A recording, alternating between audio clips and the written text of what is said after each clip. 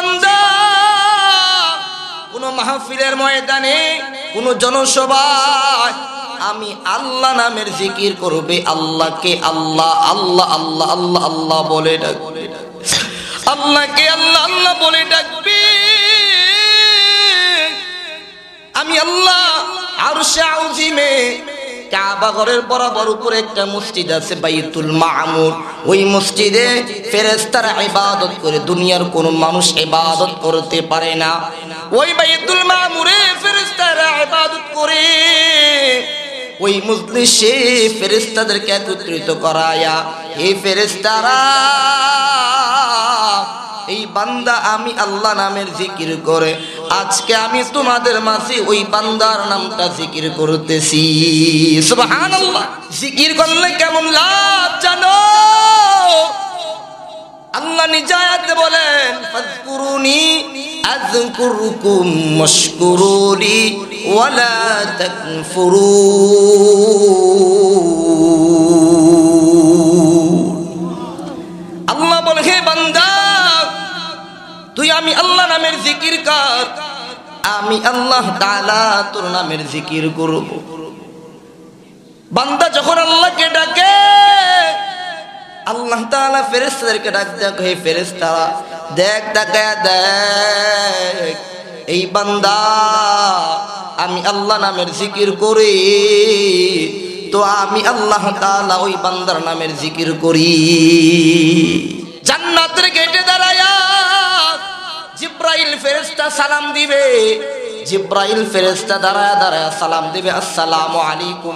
ওই জিব্রাইল কত বড় জানো, আল্লাহর পয়গম্বর দু জাহানের বাদশা বিশ্ব নবী মুহাম্মদুর রাসূলুল্লাহ সাল্লাল্লাহু আলাইহি ওয়াসাল্লাম বলেন, হে জিব্রাইল আজকে তোমার আমি আসল রূপ দেখতে চাই, তোমাকে আসল দেখতে চাই। জিব্রাইল বলে ইয়া রাসূলুল্লাহ আপনি আমার আসল রূপ দেখতে পারবেন না, আসল পরিচয় জানতে পারবেন না, আসল পরিচয় জানতে পারবেন না।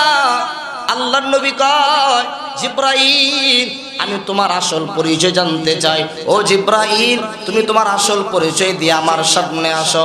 জিব্রাইল বলে ইয়া রাসূলুল্লাহ আপনি আমার আসল পরিচয় দেখতে পারবেন না, ও পয়গম্বর আপনি আমার আসল পরিচয় জানবেন না। আল্লাহর নবী কয় ও জিব্রাইল তুমি তোমার আসল পরিচয় দাও।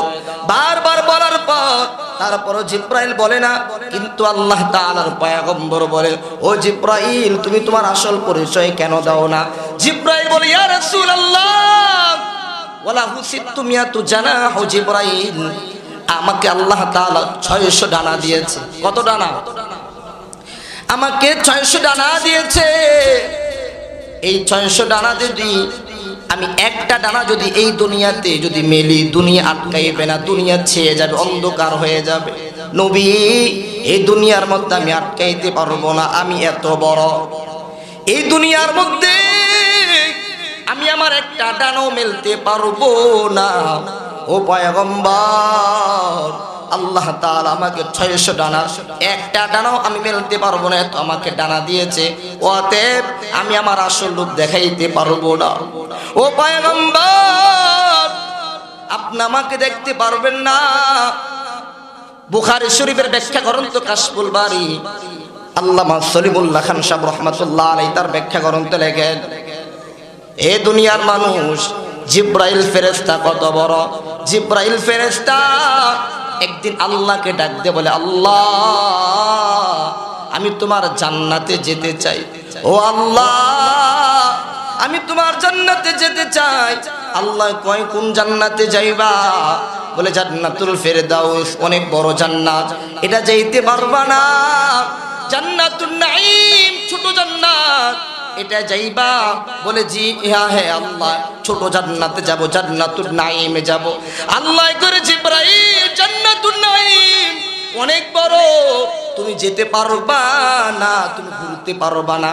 জিব্রাইল বলে আল্লাহ আমার মন চাইছে তোমার জান্নাতে ঘুরবো।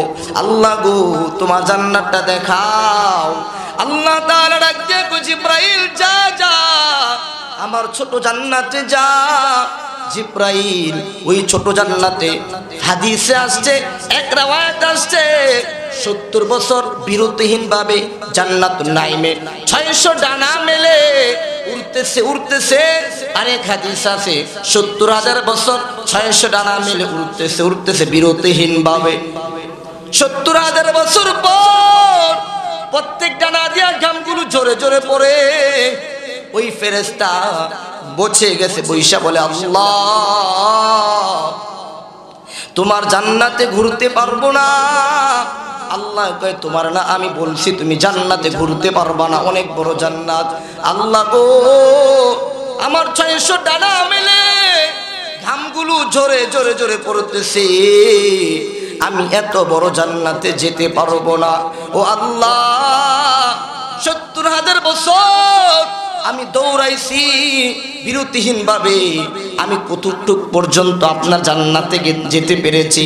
আল্লাহ তাআলা বলে, ও জিব্রাইল, আমার মিলিয়ন ট্রিলিয়ন ফিলার আছে, এই মিলিয়ন ট্রিলিয়ন ফিলারের মধ্যে মাত্র একটা ফিলার, এর একটা ফিলারের সামান্য ফিলারে তুমি মাত্র গিয়েছ।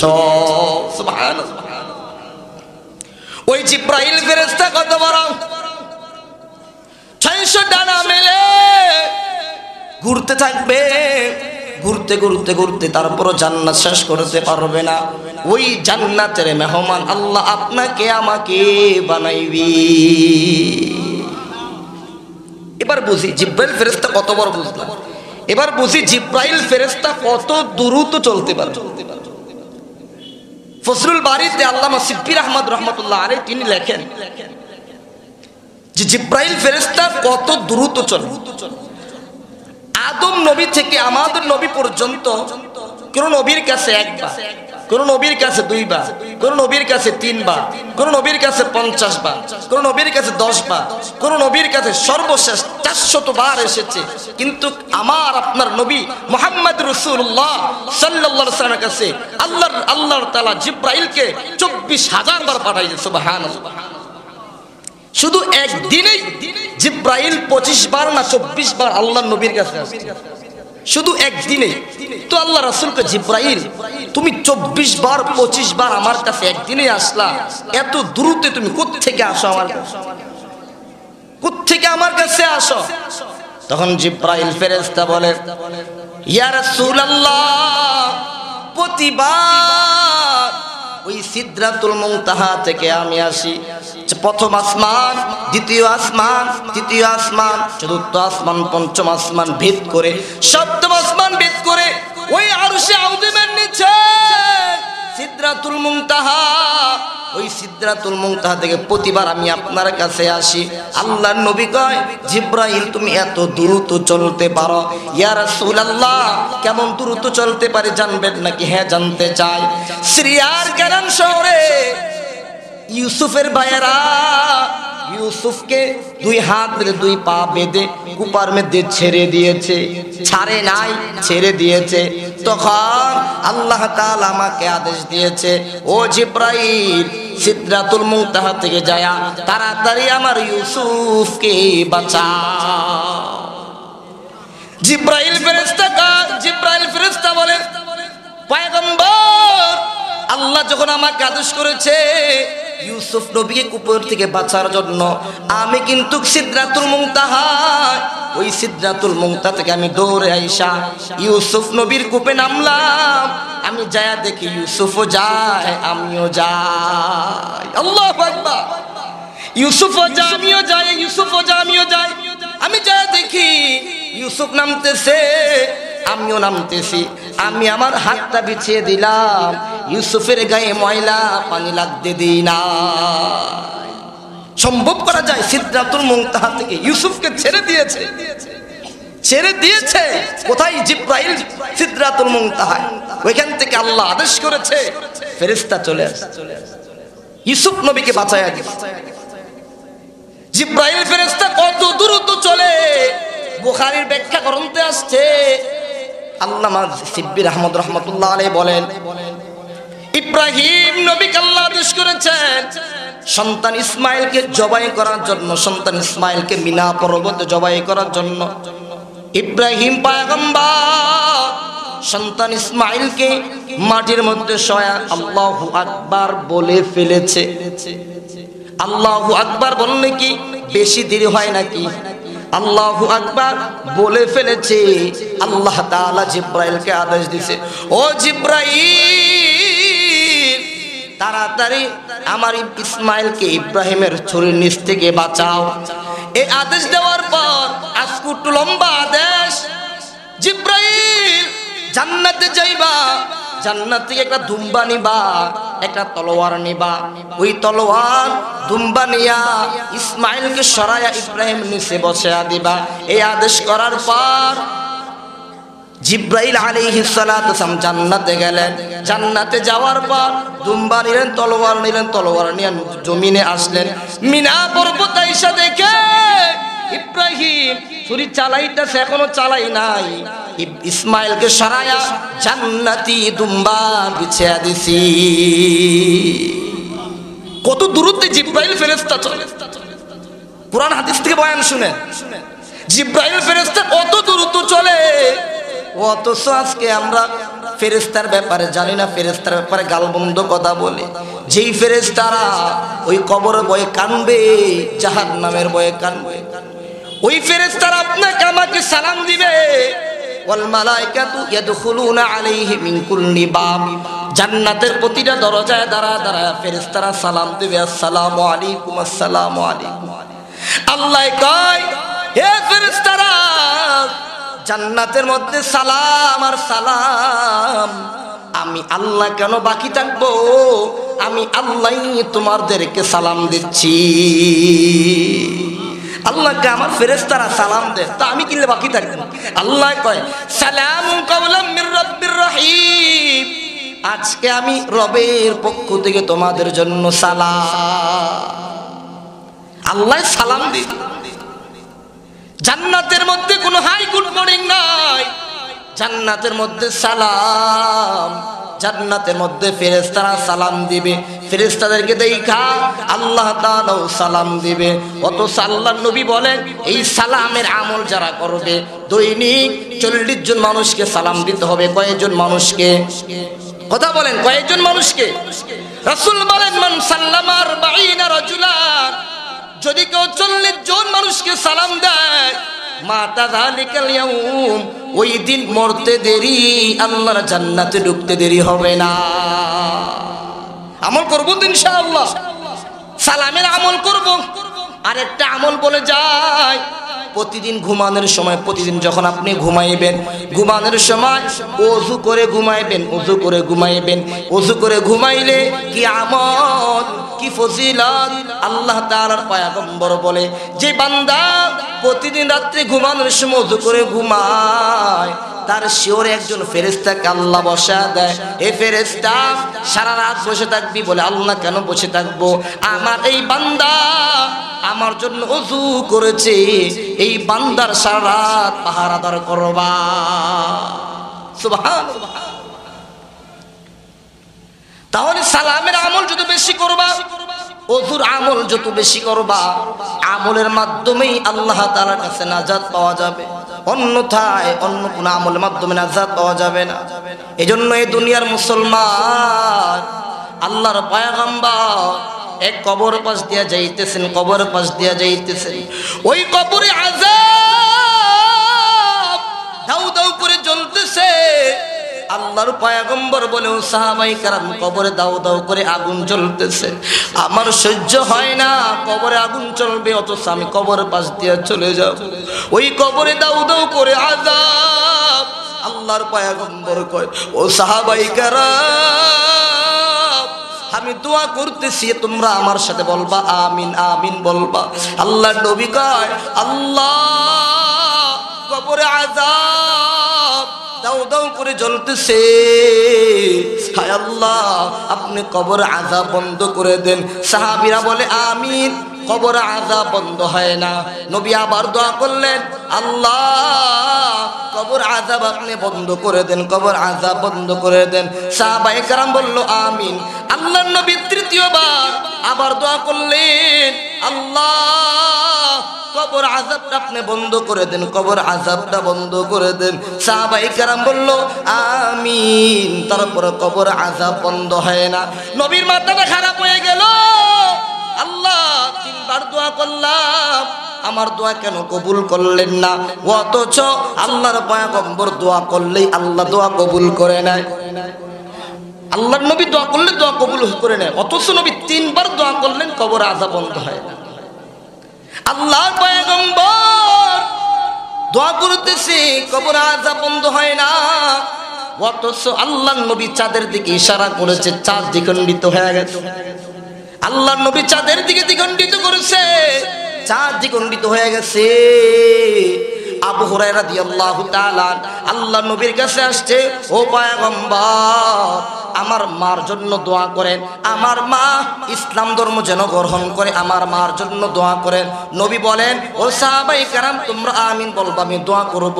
আল্লাহর নবী হাত উঠিয়ে বলেন আল্লাহুম্মা দি উম্মা আবু হুরায়রা, হে আল্লাহ আবু হুরায়রার মাকে আপনি হেদায়েত দেন। আবু হুরায়রা দোয়া বন্ধ করে নবী মার কাছে চলে গেছে। মারে বলে মা গো দরজাটা খোলো, দরজাটা খোলো। মা বলে না না আমি এখন গোসল করতেছি, পবিত্র হচ্ছি, পাক পবিত্র হচ্ছে, আমাকে পাক পবিত্র হইতে দাও। দোয়া করতেছে মা, দোয়া করতেছে আল্লাহ আমার সন্তান আমার জন্য বাপ নবীর কাছে দোয়া করেছে, আল্লাহ আমার সন্তানের দোয়া তো কবুল, আমার নবীর দোয়া তো কবুল হয়ে গেছে। এবার মা পাক পবিত্র হয়ে গোসল করে, গোসল করলেন যখন, গোসল করলেন, গোসল করার পর আল্লাহর পয়গম্বর দরবার হাজির হলেন। নবী গো আপনি আমার জন্য হেদায়েতের দোয়া করেছেন, হেদায়েতের দোয়া করেছেন। নবীর দোয়া কেমনে কবুল হয়? দোয়া করেছে তো দোয়া কবুল হয়ে গেছে। সুবহানাল্লাহ। আবু হুরায়রার মা নবীর দরবারে মুসলমান হয়ে গেছে, অথচ নবীর দোয়া কবুল হয়। তাবুকের যুদ্ধে নবী গেছে, তাবুকের যুদ্ধ করে আল্লাহর পয়গম্বর যখন বাড়ির দিকে ফিরলেন, একটা মাঠের মধ্যে চাটিয়াল ময়দান, আল্লাহ নবী বিশ্রাম নিচ্ছে, বিশ্রাম আরাম করতেছে। হযরত আলী আল্লাহর পয়গম্বরের মাথার কাছে নিয়ে শুয়ে আছেন। আল্লাহর পয়গম্বর ঘুমাইতেছেন, আলীর মাথার উপর মাথার রানের উপর মাথা রাইকা হযরত আলী ঘুমায়। আসরের নামাজের সময় হয়ে গেছে। আলী মনের কয় মোট যদি আমি আল্লাহর নবীর ঘুম ভাঙ্গি, নবী ঘুম খুঁজা পাবে না। আর যদি আমি নামাজ কাদা করি, নামাজ আবার পরে পড়তে পারবো, কিন্তু নবী তো আর ঘুমাইতে পারবে না। এই জন্য আলী নবীরে ডাক দেয় নাই। আলী নবীরে ডাক দেন, নবী আরামে ঘুমাইতেছে। সূর্য অস্ত যায়, হেলে যায়, আসর নামাজ কাদা হয়ে যাবে, নবীর ঘুম কষ্ট হবে, নবীর ঘুম কষ্ট হবে। এই জন্য হযরত আলী নবীর ঘুম ভাঙ্গায় না। হযরত আলী নবীর আরাম করতেছে, নবী আরামে ঘুমাইতেছেন। হঠাৎ আল্লাহর পয়গম্বর ঘুম ভেঙে গেল। নবী ঘুম ভাঙার পর আলীর ডাক দিয়ে, কিরে আলী আসর নামাজ কি তুমি পড়ো নাই? বলে না। কেন পড়ো নাই? ও পয়গম্বর আপনার মহব্বতের জন্য আসর নামাজ পড়ি নাই। আল্লাহর নবী ডাক দিয়ে কই, কিরে আলী কেন আসর নামাজ পড়লি না? পয়গম্বর আপনি ঘুমান, আপনার ঘুম কিভাবে আমি ভাঙতে পারবো?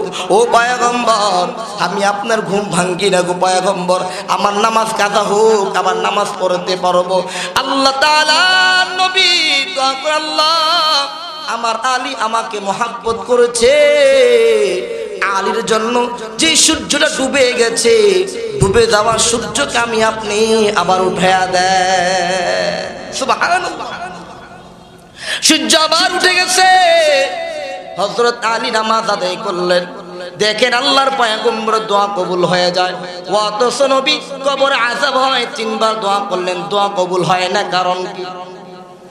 সাহাবায়ে কেরামকে ডাক দিয়ে, ও সাহাবায়ে কেরাম যাও যাও, তার মা জীবিত আছে কিনা, বাবা জীবিত আছে কিনা। সাহাবায়ে কেরাম বাড়িতে আসলেন। বাড়িতে আসার পর তাকিয়া দেখে বাবা জীবিত নাই, তবে মা জীবিত আছে, মা জীবিত আছে। ও পয়গম্বর বলে তার মাকে আমার কাছে আসতে বলো। এবার মাকে যখন আল্লাহর পয়গম্বরের কাছে আসতে বলা হলো, মা নবীর দরবারে হাজির। পয়গম্বরের কাছে এসে বলে, ও নবী, আপনি আমাকে তলব করেছেন, আপনি আমাকে তালাশ করেছেন। নবী বলেন, হ্যাঁ আমি তোমাকে তালাশ করেছি। ও পয়গম্বর, আপনি আমাকে কেন ডাকলেন? আল্লাহর নবী কয়, ও মা, তোমার সন্তানের কবরে আযাব হচ্ছে, তুমি তোমার সন্তানকে মাফ করে দাও, তুমি তোমার সন্তানকে মাফ করে দাও। মা রাজ্যে কয়, ও পয়গম্বর, আমি আমার সন্তানকে মাফ করতে পারবো না। মাগো, তুমি কেন মাফ করতে পারবা না? আল্লাহর নবীর ডাক দেয়, কয়, নবী গো, এই যে আমার সন্তান আমায় কি মারা মারছে তাকে দেখে, আমার পিঠের মধ্যে এখনো পর্যন্ত মায়ের দাগগুলো দেখা যায়। আমার সন্তান আমায় অনেক মায়ের দৌড় করেছে, অনেক পিটা পিটাইছে। ও পয়গম্বর, আপনি তাকায়া দেখে, ও পয়গম্বর, আমার পিঠটা লাল হয়ে গেছে, আমার সন্তান আমাকে কেমন মারা মারছে। পয়গম্বর, আমি আমার সন্তানকে মাফ করতে পারবো না।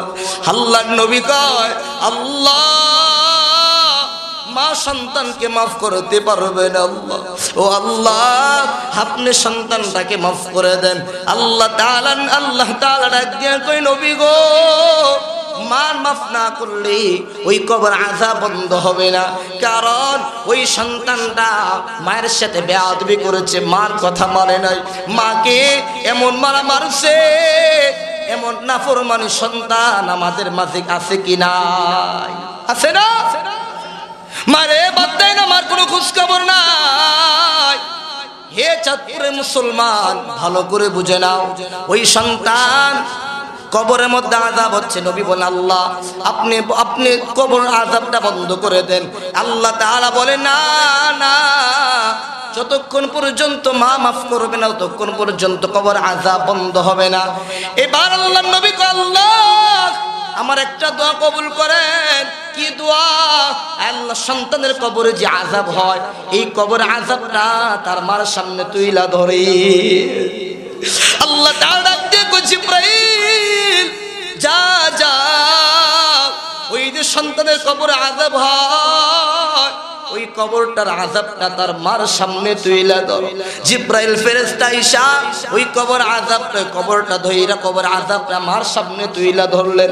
মা যখন দেখলো সন্তানের কবরে আযাব, দাউ দাউ করে আগুন জ্বলতেছে, আর সন্তান বলে, বাবু বুঝতে পারি নাই তোমাকে খুব খারাপ আচরণ করেছে, ও মা মাফ করে দাও, কবর আযাব আমার সহ্য হইতেছে না। মা ডাক দিয়ে কয়, আল্লাহ আমার সন্তানের কবরে আযাব আমি সহ্য করতে পারতেছি না গো আল্লাহ, আমার সন্তানকে আপনি মাফ করে দেন। আয় আল্লাহ, আমার যত কষ্ট হয় হোক না কেন, আমি মাফ করে দিলাম, সন্তানের কবরে আযাব হবে, আমি মা সহ্য করতে পারি না। ও আল্লাহ, আপনি আমার সন্তানকে মাফ করে দেন। নবী বলেন, ও সাহাবায়ে কেরাম, তার মা সন্তানকে মাফ করে দিয়েছে, চাই দেখি সন্তানের কবরে কি হালত।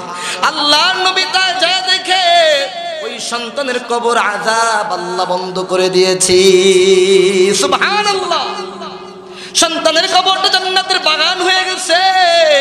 এই জন্য চাঁদপুরের মুসলমান ও আমার দেশের মুসলমান, ভালো করে বুঝো, আমিও তো আপনাদের এলাকার সন্তান, সারা দুনিয়ায় ঘুরে ঘুরে বেড়াই, পিতা মাতার দোস্তাদের দোয়া, আপনাদের দোয়া। আগামীকাল ওই কুমিল্লা মাহফিল আমার, এর নবীর উম্মত, আপনারা আমার জন্য দোয়া করবেন যেন আপনাদেরকে আমি কান্নার বয়ানগুলো শোনাইতে পারি। নবী বলেন, মা সন্তানের প্রতি যখন রাজি হয়ে যায়, আল্লাহ তাআলা সন্তানের প্রতি রাজি হয়ে যায়।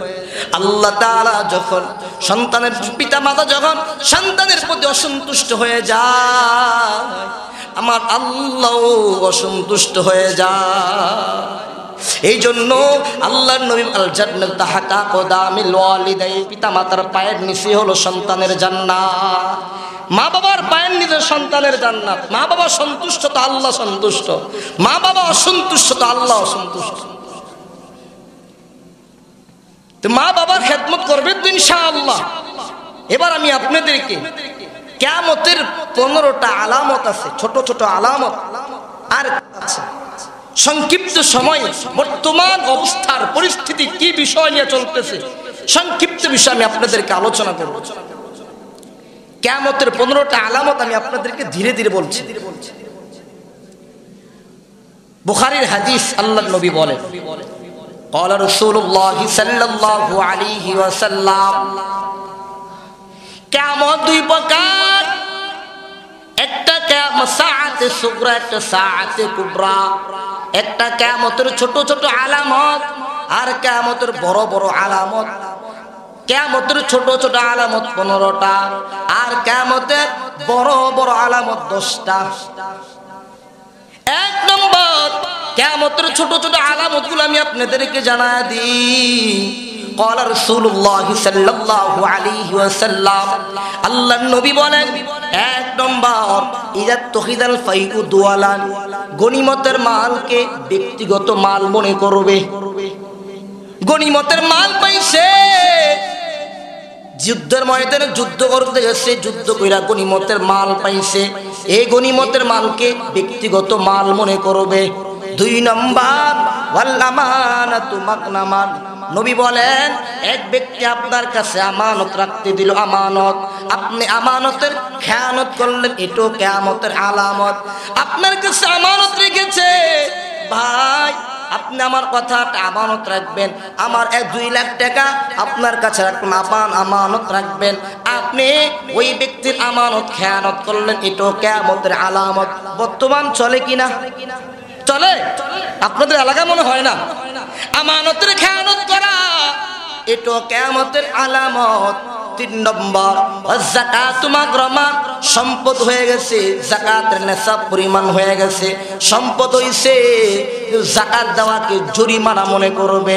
অথচ আল্লাহর নবী বলেন, যে সম্পদ হয়ে গেছে, নেশাব পরিমাণ সম্পদ হয়ে গেছে, নেশাব পরিমাণ সম্পদ হয়ে গেলে এই সম্পদ থেকে গরিব অসহায় মিসকিনদেরকে যাকাত দিবা। অথচ আজকে তোমরা যাকাত দেওয়াকে জরিমানা মনে করবা। এটাই হচ্ছে কিয়ামতের 3 নম্বর আলামত। কিয়ামতের 4 নম্বর আলামত, ওয়া তুআল্লিমা লিগাইরিদ দ্বীন, দুনিয়ার শিক্ষায় শিক্ষিত হবে, কোরআন হাদিসের শিক্ষায় শিক্ষিত হবে না, জাগতিক শিক্ষায় শিক্ষিত হবে, কোরআন হাদিসের ইলম জানবে না। এটা কিয়ামতের 4 নম্বর আলামত। 5 নম্বর কিয়ামতের আলামত, ওয়া আতুআর রাজুল ইমরাতাহু, পুরুষ ব্যক্তি স্ত্রী তাবেদারি করবে, স্ত্রী গোলামি করবে। আছে কি নাই? স্ত্রী কথা অনুযায়ী চলে, স্ত্রী স্বামীকে যে অর্ডার দেয় ওই স্বামী ওই অর্ডার অনুযায়ী চলে। এটা কিয়ামতের আলামত। বর্তমান প্রত্যেকটা ঘরে ঘরে ঘরে ঘরে এটা চলতেছে। কিয়ামতের 5 নম্বর আলামত, নবী বলেন, পুরুষ ব্যক্তি স্ত্রী গোলামি করবে, স্ত্রী তাবেদারি করবে। 6 নম্বর, ওয়াক্ক উম্মাহু, মায়ের সাথে নাফরমানি করবে, পিতা মাতার সাথে নাফরমানি করবে। 7 নম্বর, আদনা সাদিকাহু, বন্ধু বান্ধবদেরকে কাছে এনে নেবে। মা বলে, বাবা আমার জর্দা সুপারি পান দরকার, বলে মা তোমার পান বাদ দাও, সুপারি বাদ দাও। কিন্তু বন্ধু বান্ধবরা বলে, দোস্ত আজকে তুই ফুচকা চা নাস্তা খাওয়াইবি। বন্ধু বলে, দোস্ত আগামীকাল মাগরিবের পরে অমুক হোটেলে তোমাকে নাস্তা করাবো। ঠিক না ভাই? ঠিক। মার পান নিতে নেয় না, কিন্তু বন্ধু বান্ধবদের কাছে এনে নেবে। নবী বলেন 7 নম্বর কিয়ামতের আলামত, আদনা সাদিকাহু, বন্ধু বান্ধবদেরকে কাছে এনে নেবে। 8 নম্বর, ওয়া আকসা আবাহু, বাবার সাথে নাফরমানি করবে, বাবার কথা মানতে চাইবে না। বাবা এক আদেশ দিবে, সন্তান আরেক আদেশ অনুযায়ী চলবে। 8 নম্বর। 9 নম্বর, ওয়াযহারাতিল আসওয়াতু ফিল মাসাজিদ, মসজিদের মধ্যে সুরগুল চেঁচামেচি বেড়ে যাবে। বর্তমান চলে কিনা? মসজিদের মধ্যে আসলে রাজনীতি আলাপ চলে, চলে কি চলে না? মসজিদের মধ্যে আসলে ক্ষমতার বাহাদুরি চলে, মসজিদে আসলে কথাবার্তা চলে। অথচ আল্লাহর পয়গম্বর বলেন কিয়ামতের আগে এই আলামতটা প্রকাশ পাবে। যহরাতিল আসওয়াতু ফিল মাসাজিদ, মসজিদে সুরগুল চেঁচামেচি বেড়ে যাবে। 10 নম্বর সাদাল কবিলা তাফাসিকুহুম, সমাজের মধ্যে পাপাচার ব্যক্তি যে, নাফরমানি ব্যক্তি যে, ওই ব্যক্তিটা সরদার হবে। বর্তমান হয় কি না? যে নিজের নামটা লিখতে পারে না সে সমাজের সরদার, সে সমাজের নেতা। আল্লাহর পয়গম্বর বলেন কিয়ামতের 10 নম্বর আলামত সাদাল কবিলা তাফাসিকুম, সমাজের মধ্যে নিকৃষ্ট ব্যক্তি, সমাজের মধ্যে পাপাচারী ব্যক্তি, ওই ব্যক্তিটাই হবে সমাজের সরদার নেতা। 11 নম্বর ওয়াকানা যাইমুল কওমি আরযালাহুম, সম্প্রদায়ের জাতির নেতা হবে সবচেয়ে নিকৃষ্টবান ব্যক্তি, সম্পদের নেতা হবে নিকৃষ্টবান ব্যক্তি, যার ভিতরে কোরআন হাদিসের ইলম নাই, যার ভিতরে আল্লাহর কোনো জ্ঞান নাই, যার মধ্যে সুন্নতের কোনো জ্ঞান নাই, ওই ব্যক্তিটাই হবে সমাজের মধ্যে নেতা। ঠিক না বেঠিক? বর্তমান চলতেছে নি। 12 নম্বর ওয়াউক্রিমা রাজুলু মাখাফাতা শাররিহি, আল্লাহর নবী বলেন কোন মানুষকে ভয়ের থেকে বাঁচার জন্য মানুষকে সম্মান করা। সভাপতি মসজিদের চাকরি নষ্ট করে দিবে, জন্য সভাপতিকে সালাম দেয়, আছে কি নাই? সভাপতি চেয়ারম্যান মেম্বারকে সালাম দেয়, সম্মান করে কেন? তার অনিষ্টতা থেকে বাঁচার জন্য। আল্লাহর নবী বলেন 13 নম্বর কিয়ামতের আলামত ওয়াযহরাতিল কায়নাত, গায়িকা বেড়ে যাবে, গায়িকা বেড়ে যাবে। প্রত্যেকটা বিবাহ অনুষ্ঠানে গায়িকা বেড়ে যাবে, গায়িকা বেড়ে যাবে, গান বাজনা বেড়ে যাবে। নবী বলেন 14 নম্বর কিয়ামতের আলামত ওয়াল মাআসিফ, দোল তবলা বাদ্যযন্ত্রণা বেড়ে যাবে। আজকে গায়ে হলুদের মধ্যে গান বাজনার দোল তবলা না বাজলে বিবাহ হয় না। ঠিক না বেঠিক? আইরে মুসলমান, কত গুনার কাছে জড়িত, কত নাফরমানির মধ্যে জড়িত। কত আল্লাহর নবী বলেন কিয়ামতের 15টা আলামতের মধ্যে 14 নম্বর আলামত গান বাদ্যযন্ত্রণা বেড়ে যাবে।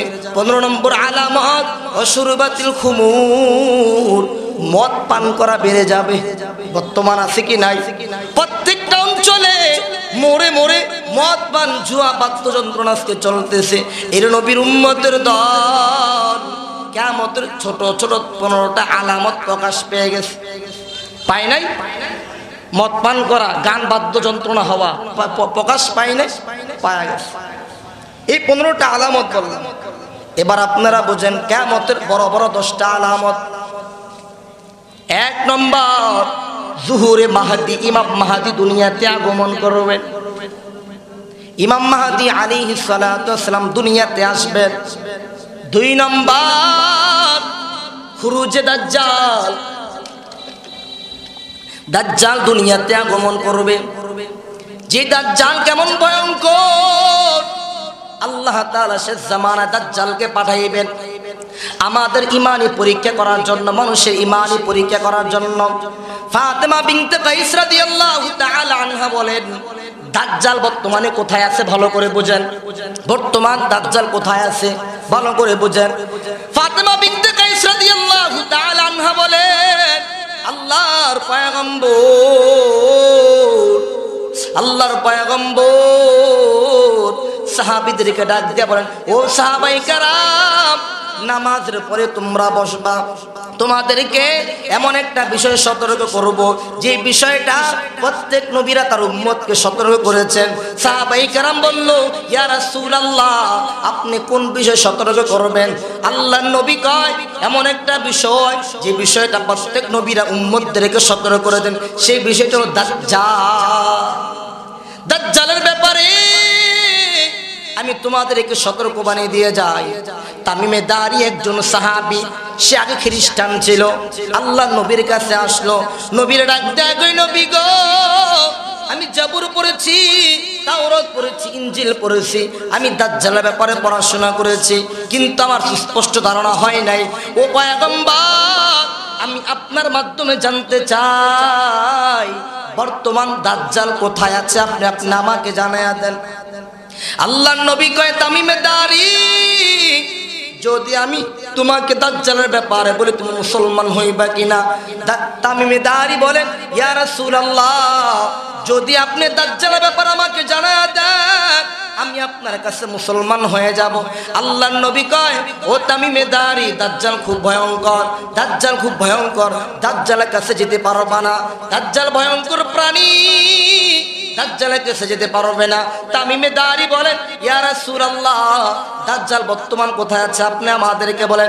নবী বলেন, দক্ষিণ দিকে দাজ্জাল নাই, পূর্ব দিকে উত্তর দিকে দাজ্জাল নাই, পশ্চিম দিকে দাজ্জাল নাই, দাজ্জাল হচ্ছে পূর্ব দিকে। পূর্ব দিকে বর্তমান ম্যাপের দিকে ঘাটলে আরব উপসাগরের দিকে একটা দ্বীপ আছে, ওই দ্বীপটা পূর্ব দিকে পড়ে, ওই দ্বীপের মধ্যে বর্তমান দাজ্জাল আছে। তামিমে দারি বলেন, ইয়া রাসূলুল্লাহ, দাজ্জালের কাছে আমি কিভাবে যাব? এবার তামিমে দারি দুইটা গোত্র, জুসাম গোত্র, রুখাম গোত্র, দুইটা গোত্র থেকে 15 জন 30 জন যুবক নিলেন, 30 জন যুবক নিলেন, 30 জন যুবক নিয়া দুইটা নৌকা নিলেন, দুইটা নৌকা পালের মধ্যে যাইতেছে। এক সপ্তাহ হয়ে গেল, দ্বীপ খুঁজে পায় নাই, এক সপ্তাহ হয়ে গেল, 15 দিন হয়ে গেল, চলতেছে, নৌকার পাল চলতেছে। সাথী সঙ্গীরা কয়, তামিমে দারি, আর আপনি সামনে যায়েন না, আমাদের খাবার দাবার শেষ হয়ে যাবে, আপনার সামনে যায়েন না। তামিমে দারি বলে, না, আল্লাহর নবী বলছেন দাজ্জাল ওই জায়গার মধ্যে আছে, আমি যাব। তামিমে দারি 15 দিন হয়ে যাওয়ার পর 20 দিন হয়ে গেল, 28 দিন হয়ে গেল, 29তম দিন হয়ে গেল, নৌকার পাল চলতেছে। 30তম দিন গিয়া একটা দ্বীপ পাওয়া গেলেন। সুবহানাল্লাহ। তামিমে দারি বলেন, এই যে দ্বীপ পাইলাম, এই দ্বীপের মধ্যে কিছু ঘাস খাওয়া দেখা যায়, যেই দ্বীপটা পাইলাম দ্বীপের মধ্যে কিছু ঘাস খাওয়া যায়। তামিমে দারি বলেন, এই ঘাসগুলো কে খাইলো? আমি জিজ্ঞাসা করলাম, এই যে কূপের মধ্যে ঘাস খাওয়া, হয়তো মনে হয় কূপের মধ্যে, এই দ্বীপের মধ্যে একজন না একজন আছে, কে আছে? তামিমে দারি বলে, সবাই নামো। তামিমে দারি ওই দ্বীপের মধ্যে নামলেন, কাদা মাটির মধ্যে নামলেন, নাইমা সামনে যাইতে দেখে সামনে খালি ভয়ঙ্কর দেখা যায়, 100-200 বছরের পুরনো বড় বড় গাছ দেখা যায়, সামনে ভয়ঙ্কর আলামত, সামনে খালি ভয় দেখা যায়, সামনে যায় দেখে একটা গির্জা, ওই গির্জার মধ্যে একটা প্রাণী বের হলো। ওই প্রাণী বের হয়ে বলে, মান আনতুম, তোমরা কারা? বলে, আমরা মুহাম্মদের উম্মত, আমরা নবী মুহাম্মদের সৈনিক। পয়গম্বরের কাছে আমরা বলেছি, পয়গম্বর, জাবুর পড়েছি, ইনজিল পড়েছি, তাওরাত পড়েছি, দাজ্জালের ব্যাপারে স্পষ্ট সংবাদ যায় না। ও পয়গম্বর, আপনার মাধ্যমে দাজ্জালের ব্যাপারে জানতে চাই। নবী আমাদেরকে বলেছে পূর্ব দিকে দ্বীপ পাবো, ওই দ্বীপের মধ্যে দাজ্জালকে পাবো, তুমি কে বলো? বলে, আনা জাসসাসা, আমি হচ্ছে গোপন গোয়েন্দা। তুমি কোন গোপন গোয়েন্দা? বলে, আমার বস পিছনে বসে আছে, ওই বসের দাজ্জাল আমি পাহারাদারি করতেছি। তুমি কেন পাহারাদারি করো? বলে, আমার বসের জন্য কোনো সমস্যা না হয়, আমার বস সামনে একটা গির্জার মধ্যে আছে, ওই বসের পাহারাদারি করতেছি। বলে, এই যে মানুষের মাথা পড়ে আছে, মানুষের হাড্ডি পড়ে আছে, এগুলো কেন পড়ে আছে? বলে, যে সমস্ত মানুষটা মাছ ধরতে আইসা বাতাসের কারণে নৌকাগুলো চলে আসছে, ওই সমস্ত মানুষগুলোকে আমি চিবিয়েছি, রক্ত পান করেছি, এদেরকে আমি শেষ করে ফেলেছি। তামিমে দারি বলেন, আমাদেরকে তুমি খেয়ে ফেলবা নাকি? বলে, না, তোমাদেরকে খাবো না। বলে, কেন খাইবা না? বলে, তোমরা এমন নবীর পরিচয় দিয়েছো, এমন নবীর সৈনিক তোমরা, ওই নবীর সৈনিকের সাথে আমরা পারবো না।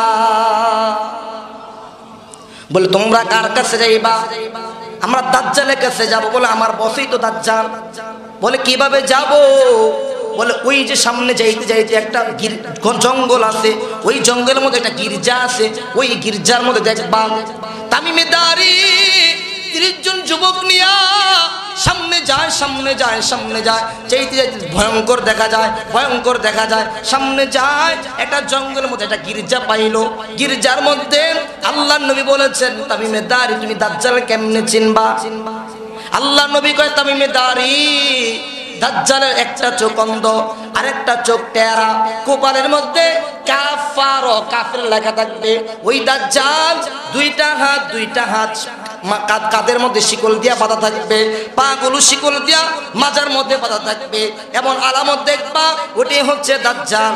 এবার তামিমে দাড়ি সামনে যায়, ওই গির্জার মধ্যে যা দেখে আল্লাহর পয়গম্বর যে পরিচয় দিয়েছে ওই পরিচয়টা মিলে গেছে। সুবহানাল্লাহ। তামিমে দাড়ি বলেন, আমি দাজ্জালের সামনে গেলাম, দাজ্জাল আমাদেরকে বলে মানান্তুম, তোমরা কারা? আমরা বলি আনা নাহনু উম্মতি মুহাম্মদ সাল্লাল্লাহু আলাইহি সাল্লাম, আমরা নবী মুহাম্মদের উম্মত। বলে তোমরা কোত্থেকে এসেছো? বলে আমরা আরব দেশ থেকে এসেছি। বলে কেন আসছো? আমি জাবুর পড়েছি, তাওরাত পড়েছি, ইনজিল পড়েছি, দাজ্জালের সম্পর্কে ভালো করে যাচাই করেছি, কিন্তু আমি নবী মুহাম্মদকে জিজ্ঞাসা করেছি, ও নবী আপনার মাধ্যমে জানতে চাই দাজ্জাল বর্তমান কোথায় আছে। আমাদের নবী আপনার ব্যাপারে বলেছে দাজ্জাল এমন ভয়ঙ্কর একটা প্রাণী, যে দাজ্জালে একটা চোখ অন্ধ, একটা চোখ টেরা, আর কুফার লেখা থাকবে কাফার। আর দাজ্জালের দুইটা হাত কাদের সাথে শিকল দিয়া বাঁধা, দুইটা পা শিকল দিয়া মাজার সাথে বাঁধা। আপনি কি সেই দাজ্জাল? দাজ্জাল বলে আমি হচ্ছি সেই দাজ্জাল। বর্তমান কোথায় আছি আমরা? তামিমে দাড়ি বলেন দাজ্জালের কাছে গেলাম, আমি দাজ্জালকে জিজ্ঞাসা করলাম, দাজ্জাল দুনিয়ায় তুমি কবে আগমন করবা? দাজ্জাল বলে এই প্রশ্ন দেওয়ার আগে তোমাকে একটা প্রশ্ন করি, তোমাদের নবী জীবিত আছে কিনা? বলেন হ্যাঁ, আল্লাহর পয়গম্বর এখনো পর্যন্ত জীবিত আছে। বলে নবীর কাছে সকল মক্কা মদিনাবাসী মুসলমান হয়ে যাওয়া উচিত। সুবহানাল্লাহ। সে দাজ্জাল নবীরে চিনছে, কিন্তু উম্মত হয়ে নবীরে চিনতে পারি না। দাজ্জাল কয় নবী খুব ভালো মানুষ, মুহাম্মদ খুব ভালো মানুষ। তামিমে দাড়ি বলেন দাজ্জাল তুমি দুনিয়াতে কবে আগমন করবা? দাজ্জাল বলেন তোমাদেরকে তিনটা কথা বলি, এই তিনটা কথা বলার জবাব দিবা, তাহলে আমি আমার প্রশ্নের জবাব পাওয়া যাইবা। তোমরা জর্ডান, সিরিয়া এই দেশগুলোতে কারা কারা ভ্রমণ করেছ? 6 জন যুবক দাঁড়া বলে আমরা ভ্রমণ করেছি, আমরা ভ্রমণ করেছি। 6 যুবক দাঁড়া বলে আমরা ভ্রমণ করেছি। দাজ্জাল বলে তোমরা তবরিয়া একটা উপসাগর আছে, তবরিয়া উপসাগরে কি অবস্থা বলো? বলে তবরিয়া সাগরের আগে খুব পানি ছিল, এখন পানি কমতে কমতে পানি নাই হয়ে গেছে, এখন পানি নাই। তবরিয়া উপসাগরের পানি খুব কমে গেছে। তবরিয়া সাগর কোথায়? ইসরায়েল ফিলিস্তিনের মাঝামাঝি যে সাগর, ওই সাগরের নাম হচ্ছে তবরিয়া সাগর। বর্তমান ওই সাগরের পানি কমতে কমতে কমতে হাঁটু পর্যন্ত পৌঁছে গেছে বর্তমান অবস্থা। নবী বলেন এই দাজ্জাল বলেন আমি যখন তবরিয়া সাগরের পানি কম হয়ে যাবে, শেষ হয়ে যাবে, তখন আমি দুনিয়াতে আগমন করবো। 1 নম্বর। 2 নম্বর, বাইশানের খেজুর বাগানের কি অবস্থা? বাইশানের খেজুর বাগানের অবস্থা কি? বাইশানের খেজুর বাগান গাছ কমতে কমতে এখন কমে গেছে, এখন আর খেজুর বাগান নাই, বাগান কমতে কমতে বাগান শেষ হয়ে গেছে, খেজুর বাগান এখন কমে গেছে, এখন পর্যন্ত আর খেজুর বাগান নাই। আল্লাহর পয়গম্বর বলেন দাজ্জাল যে কথাগুলো বলেছে, যেই দিন এই 3টা জিনিস ঘটে যাবে, ওই দিন দাজ্জাল দুনিয়াতে আগমন করবেন। দাজ্জাল বলেন বাইশানে খেজুর বাগান কোথায়? ওই খেজুর বাগানের কি অবস্থা? ওই বাগানের কি অবস্থা? ওই 6 যুবক দাঁড়িয়ে বলে বাইশানে খেজুর বাগান কমতে কমতে শেষ হয়ে গেছে, এখন সামান্য কিছু খেজুর গাছ আছে। 3 নম্বর, জুগারের কূপের খবর কি? জুগারের কূপের খবর কি? বলে জুগারের কূপের পানি কমতে কমতে এখন শেষ পর্যায়ে, এখন পানি নাই, পানি কমতে কমতে শেষ হয়ে গেছে। ওই 6 যুবক বলল জুগারের কূপ হলো জর্ডানের বর্ডার পার হয়ে যে কূপটা, ওই কূপটার নাম জুগারের কূপ। জুগারের কূপ কেন? লূত আলাইহিস সালাম সম্প্রদায়কে দাওয়াত দিয়েছে, সম্প্রদায় লূত আলাইহিস সালামের দাওয়াত মানে নাই। লূত আলাইহিস সালাম সম্প্রদায়কে বাদ দিয়া লূত আলাইহিস সালাম চলে গেলেন, চলে আসতেন 2টা মেয়েকে নিয়ে। 2টা মেয়ের নাম রাবা, একটা জুগার। 2টা মেয়েকে নিয়ে চলতে লাগলেন, চলতে চলতে চলতে চলতে ওই জুগারের কূপের কাছে যখন আসলেন, দুইটা মেয়ে বলে বাবা একটু বিশ্রাম করান, পানি পান করতে চাই, একটু পানি পান করব। দুইটা মেয়ে বিশ্রাম করলেন, আরাম করলেন, পানি পান করলেন। ছোট মেয়ের নাম জুগান, ওই ছোট মেয়েটা ওইখানে মারা গেলেন, ওইখানেই ওই ছোট মেয়েরা দাফন হয়ে গেল। ওই ছোট মেয়ের নামে ওই জুগারের কূপ হয়ে গেছে। সুবহানাল্লাহ, এই তিনটা কূপের কি অবস্থা! তখন ওই 6 যুবক দ্বারা বলল এই তিনটা কূপের অবস্থা খুব খারাপ, খুব নাজুক, তিনটা কূপের অবস্থা ভালো না, পরিস্থিতি খুব খারাপ। এখন পর্যন্ত শেষ হইতে হইতে হইতে এখন পর্যন্ত তবরেজ উপসাগর, এই পানির মাত্র অল্প পানি আছে। যেই দিন পানি শেষ হয়ে যাবে ওই দিন দুনিয়াতে দাজ্জাল আগমন করবেন। পৃথিবীতে যেই দিন দাজ্জাল আগমন করবেন ওই দিনটা 1 বছরের সমান হবে। প্রথম দিনটা কয়েক বছরের সমান হবে, 1 বছরের সমান হবে। দ্বিতীয় দিনটা 1 মাসের সমান হবে। তৃতীয় দিনটা 1 সপ্তাহের সমান হবে। দাজ্জাল দুনিয়াতে 40 দিন থাকবে। কয়দিন? সিরিয়ার জাবালের সে একটা পাহাড় আছে 900 মিটার উপর উঠে, ওই উপরে পাহাড় থেকে দাজ্জাল দুনিয়াতে আগমন করবে। দুনিয়াতে আগমন করবে, দুনিয়াতে নাই মা দাজ্জাল ক্ষমতা দেখাইবে। দাজ্জাল অরাজকতা সৃষ্টি করবে, মানুষের মাঝে কাটাকাটি সৃষ্টি করবে, হিংসা বিদ্বেষ সৃষ্টি করবে। এই সময় দোয়া করবে, আল্লাহ ইমাম মাহদীকে আপনি দুনিয়াতে আগমন করেন। ইমাম মাহদীর জন্য দোয়া করবে। ইমাম মাহদী আলাইহিস সালাম দুনিয়াতে আগমন করবেন। ইমাম মাহদীর ব্যাপারে আল্লাহর নবী বলেন, قال رسول الله صلى الله عليه وسلم يكون في امتي المهدي, ইমাম মাহদী আমার উম্মতের অন্তর্ভুক্ত হবে। যে ইমাম মাহদী, ওই ইমাম মাহদী আমার উম্মতের অন্তর্ভুক্ত হবে। আল্লাহর নবী বলেন, ইমাম মাহদী যখন দুনিয়াতে আগমন করবেন ওই দুনিয়াটা জুলুম, অন্যায়, পাপাচারে ভরা থাকবে, নাফরমানিতে ভরা থাকবে। ইমাম মাহদী আয়েশা না ইনসাফ প্রতিষ্ঠা করবে। ইমাম মাহদী আলাইহিস সালাম দুনিয়াতে আগমন কইরা ন্যায় ইনসাফ প্রতিষ্ঠা করবে। আল্লাহর নবী বলেন, ইমাম মাহদী ফাতেমার বংশধর। আল মাহদিয়্যু মিন্নি, ইমাম মাহদী আমার থেকে।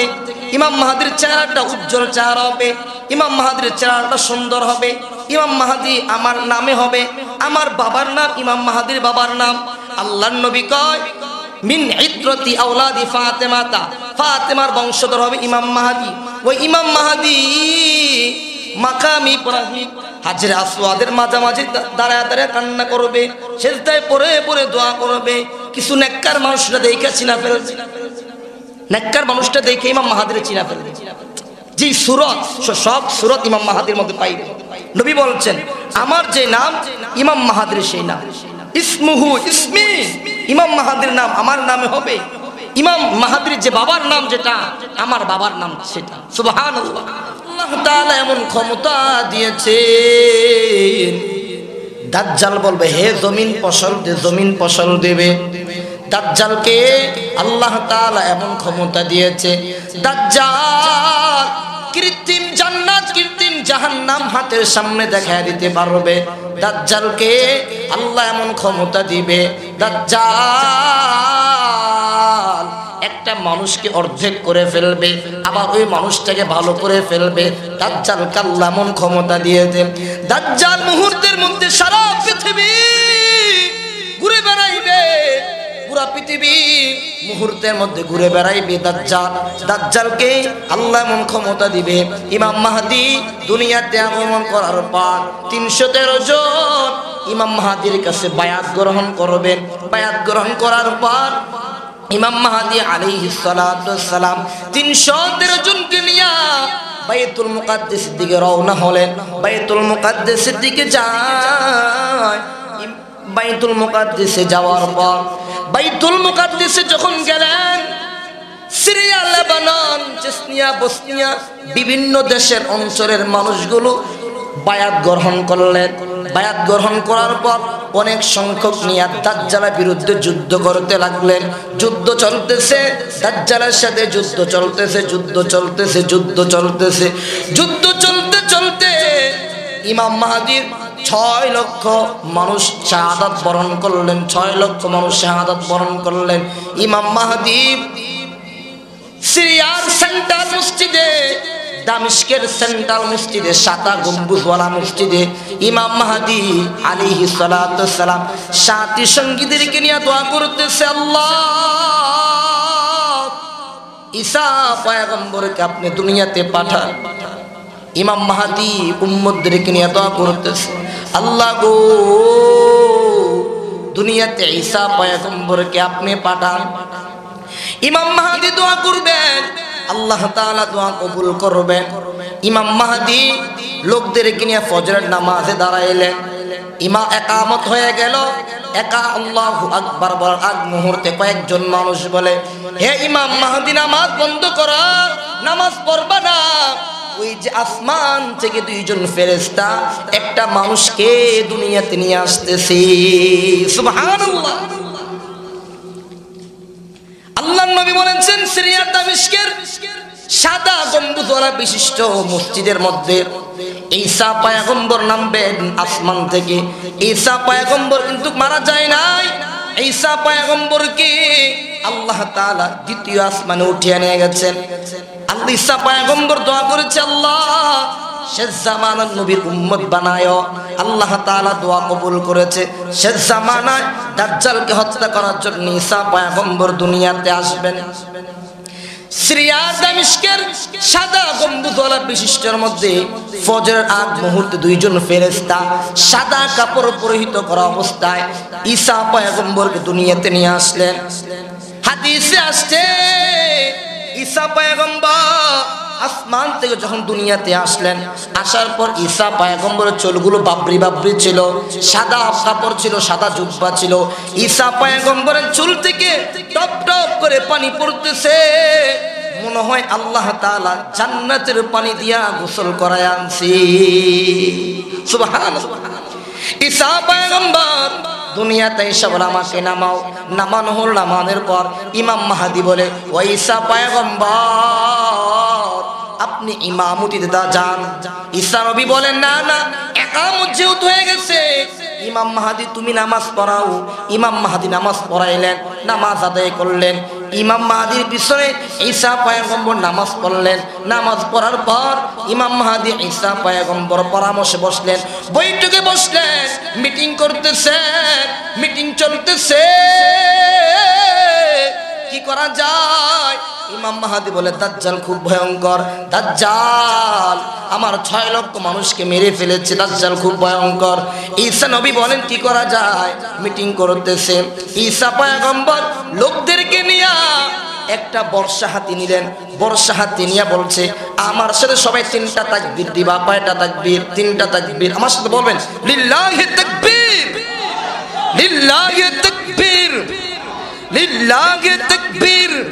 ঈসা পয়গম্বর 3টা তাকবীর দিলেন। 3টা তাকবীর দিয়া জনগণ নিয়ে বের হয়ে গেলেন দাজ্জালকে খতম করার জন্য। ঈসা পয়গম্বর বর্ষা নিয়ে চলতে লাগলেন। দাজ্জালের কাছে সংবাদ চলে গেল যে ঈসা পয়গম্বর দুনিয়াতে এসে আমাকে মারবে। দাজ্জাল মক্কাতুল মুকাররমায় ঢুকতে চাইবে। মক্কাতুল মুকাররমার প্রথম গেটে ঢুকতে চাইবে। প্রথম গেটটা হলো যে গেটের মধ্যে কোরআন শরীফ রেহাল দেওয়া আছে, ওই গেটটা হলো প্রথম গেট। ওই গেটটা ঢুকতে চাইবে কিন্তু ঢুকতে পারবে না। ফেরেশতারা তাকে তাড়ায়া দিবে, ফেরেশতারা তাকে তাড়ায়া দিবে। আবার ঢুকতে চাইবে, ফেরেশতারা তাকে তাড়ায়া দিবে। ঈসা পয়গম্বর আলাইহিস সালাতু ওয়াস সালাম ঈসা নবী বর্ষা নিয়ে যাইতে ইসরায়েলের মধ্যে একটা গেট করেছে, লুত নামক শহরের মধ্যে। লুত নামক শহর, আল্লাহর নবী বলেন লুত নামক একটা শহর, ওই শহরের মধ্যে এই দাজ্জালের জন্য একটা গেট করবে। দাজ্জাল ওই গেটের মধ্যে দাঁড়ায়া থাকবে। ওই গেটের মধ্যে দাঁড়ায়া দাজ্জাল দাঁড়ায়া শাসন পরিচালনা করবে, রাজনীতি করবে। কিন্তু ঈসা পয়গম্বর তার বর্ষা নিয়া দাজ্জালকে খতম করে ফেলবি, দাজ্জালকে মেরে ফেলবে, দাজ্জাল মেরে ফেলবে, দাজ্জালকে শেষ করে ফেলবে। এ মুসলমান ইমানদার, দাজ্জালকে শেষ করে দেওয়ার পর ইয়াজুজ মাজুজ আসবে। 4 নম্বর কিয়ামতের আলামত খুরুজে ইয়াজুজ মাজুজ দুনিয়াতে আসবে। বাদশা যুলকারনাকির উনার জামানায় দেয়ালের পাঁচিল দিয়া এই যুলকারনাকিরকে বন্ধ করে রেখে দিয়েছিল। এই যুলকারনাকির দুনিয়ার মধ্যে অরাজকতা সৃষ্টি করেছে, খারাপি সৃষ্টি করেছে। ওই যুলকারনাকির বাদশা এই ইয়াজুজ মাজুজ বাহিনীকে দেয়ালের পাঁচিল দিয়া বন্ধ করে আটকিয়ে দিয়েছে, যেন যুলকারনাকির বাদশা যেন বের না হতে পারে। এইভাবে যুলকারনাকির বাদশা ওই এদেরকে বিয়ে করে দেওয়ার পর কিয়ামতের আগে শেষ জামানায় ইয়াজুজ মাজুজ এই জিহ্বা দিয়া দেয়াল চাটবে, পাঁচিল চাটবে, শেষ পর্যায়ে চলে আসবে। শেষ পর্যায়ে চলে আসার পর বলবে আবার আগামীকাল আসবো। আগামীকাল আবার জিহ্বা দিয়া ওই দেয়ালটা চাটতেছে, জিহ্বা দিয়া চাটতে দেয়াল শেষ করতে পারে নাই। আবার চাটতেছে, দেয়াল শেষ করতে পারে নাই। যেই দিন বলেছে ইনশাআল্লাহ আগামীকাল জিহ্বা দিয়া চাটতে দেয়ালটা শেষ করে ফেলবো ইনশাআল্লাহ বলার পর পরের দিন দেয়ালটা শেষ করে ইয়াজুজ মাজুজ বের হয়ে গেল। ইয়াজুজ মাজুজ এমন একটা কঠিন একটা সৃষ্টি, আল্লাহর মাখলুক। ইয়াজুজ মাজুজ পৃথিবীর মধ্যে অরাজকতা সৃষ্টি করবে, মারামারি সৃষ্টি করবে, খুন খারামি সৃষ্টি করবে। ইয়াজুজ মাজুজ নাশকতা সৃষ্টি করতেছে।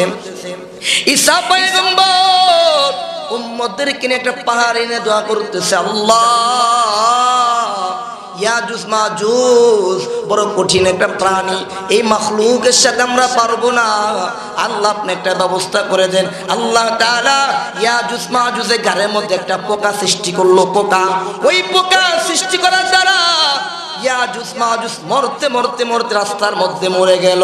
এখন রাস্তার মধ্যে ইয়াজুজ মাজুজ বাহিনীর লাশ দেখা যায়।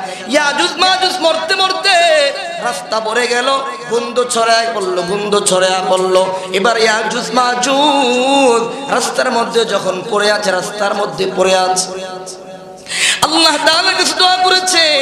ঈসা নবী বলে, আল্লাহ ইয়াজুজ মাজুজ বাহিনী রাস্তায় পড়ে আছে, ইয়াজুজ বাহিনীকে আপনি সরায় দেন।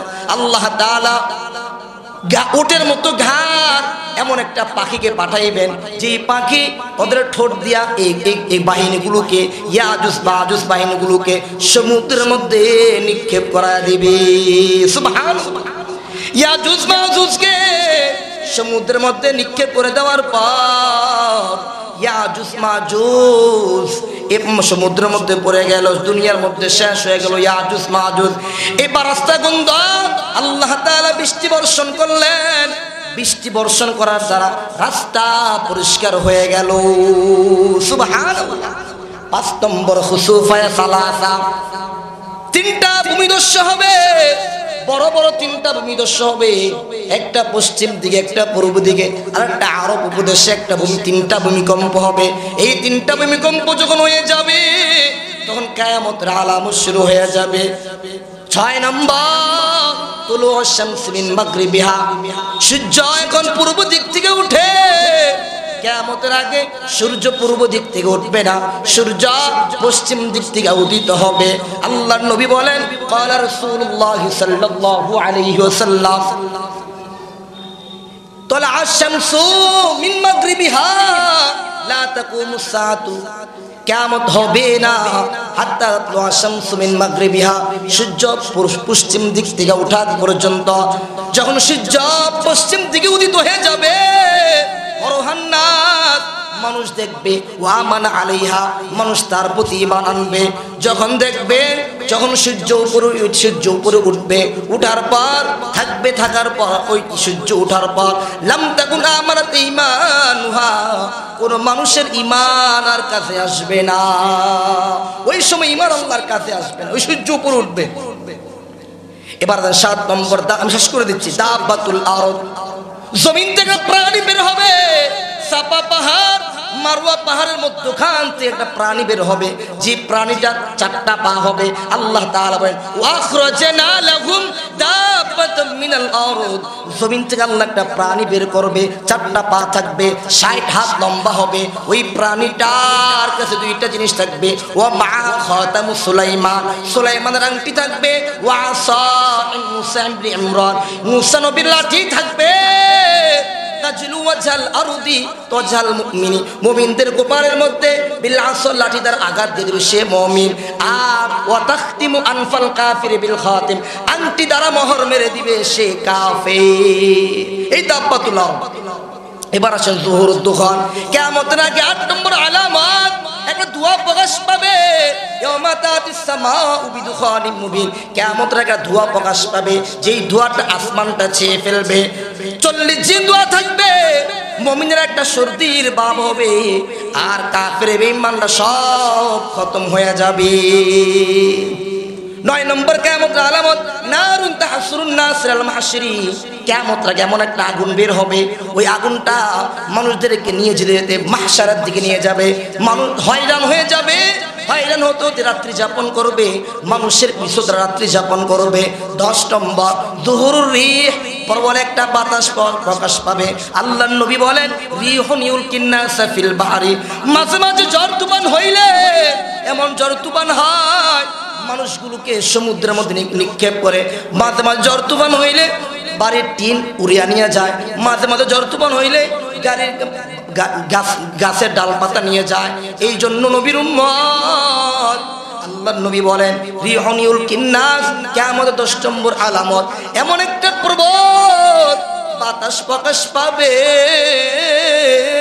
ওই বাতাসটা মানুষদেরকে সমুদ্রের দিকে নিয়ে যাবে। এই কিয়ামতের 10টা আলামত। যুহুরে মাহদি, 1 নম্বর মাহদি, খুরুজে দাজ্জাল, নুজুল ঈসা, খুরুজে ইয়াজুজ মাজুজ, খুসুফে সালাসা, তুলুউশ শামস মিন মাগরিবিহা, দাব্বাতুল আরদ, যুহুরুদ দুখান, নারুন তাহসুরুন নাস, যুহুরুর রিহ। কিয়ামতের এই বড় বড় 10টা আলামত যখন ঘটে যাবে, কিয়ামত হয়ে যাবে, আর বাকি থাকবে না। যেই আলোচনাগুলো করেছি, কিয়ামতের ছোট ছোট 15টি আলামত, বড় বড় 10টা আলামতের কথা বলেছি। আল্লাহ তাআলা আমাকে আপনাদেরকে বুঝার, আমল করার তৌফিক দান করুক। আমিন। আসসালামু আলাইকুম ওয়া রাহমাতুল্লাহ।